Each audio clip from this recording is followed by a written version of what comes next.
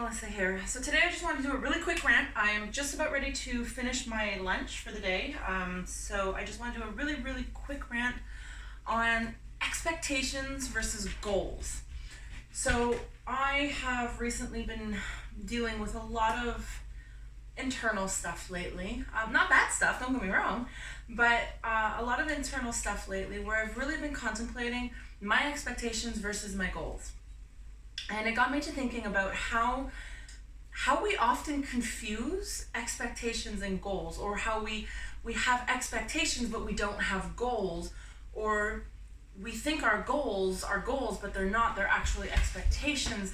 And there seems to be a lot of confusion in regards to that, and I just really wanted to touch on it quickly. I'm not going to keep you guys too long today. Just a very short little video for my first video. Yay! So I want to take a moment to really discuss the two. So when we think of, let's say, we think about our future and we think about where we want to be in 5 years, for example. Are these expectations that you're creating for yourself, or are these goals that you're creating for yourself? So do you plan on actually working for them? Is this something that you feel that you're entitled to? So one of the big differences I find between goals and expectations is goals are something we plan, we desire, we work hard for, and we're damn proud of. Expectations are desires, but we don't work for them. We don't put any energy into them. We often leave expectations for other people to ultimately not meet, so that we can be disappointed in the end.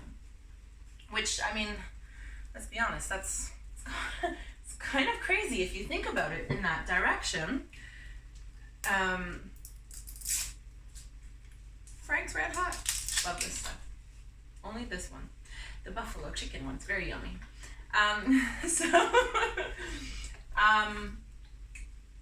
So what is it that we're really doing? Are we, we think about in a relationship, do we have expectations about our partner? Do we expect them to be a certain way? Or do we just let them be who they are? I think that a lot of our problems with divorce rates and unhealthy relationships and narcissism and all of this, I believe a lot of it stems from expectations. We don't actually know our partners. We don't connect with our partners anymore. What we do is we expect them. What, Lexi? What, my pretty girl? We expect them to be a certain way because we create these images in our mind of how we want them to be. The perfect, ideal partner. And then, what, my girl? What, baby? And then when they turn out not to be that way, we're disappointed. And we get angry at them. But for what? Because we failed to really connect with that person. We failed to understand or to acknowledge or admit that the image we've created in our mind is not the image, or the in actuality, the person that is standing in front of us, or the person that we have chose to be with. And we get mad at them for that, like it's their fault, and it's really not. It's our fault. It's our fault for having those expectations. Now, we can have goals in place of expectations, especially in terms of relationships, where we can have a goal. My personal goal is to have a healthy and happy relationship. Now, my relationship right now, I often stand back and I look at my partner for who he is, and I can honestly say that I'm happy with who he is because I don't expect anything from him.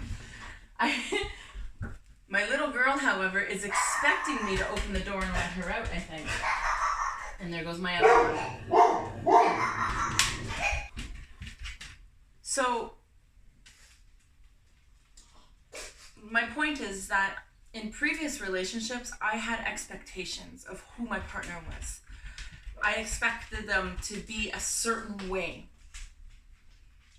And I always ended up disappointed because they weren't what I expected. Whereas now I look at my partner and I don't have expectations for him. And I adore him for who he is, not what I expect him to be.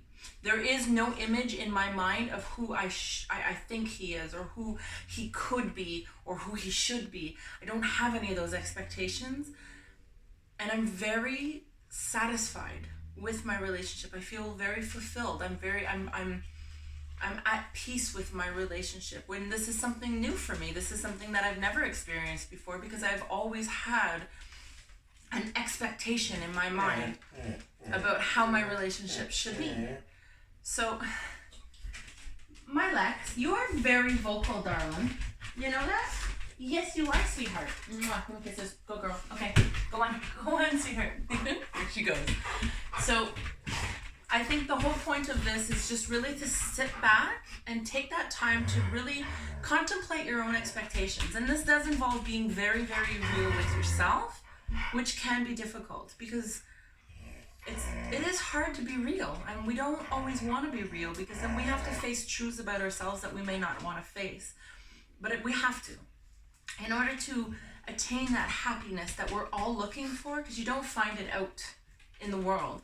You find it by looking on the inside. You find it by creating your idea of what you think happiness should be.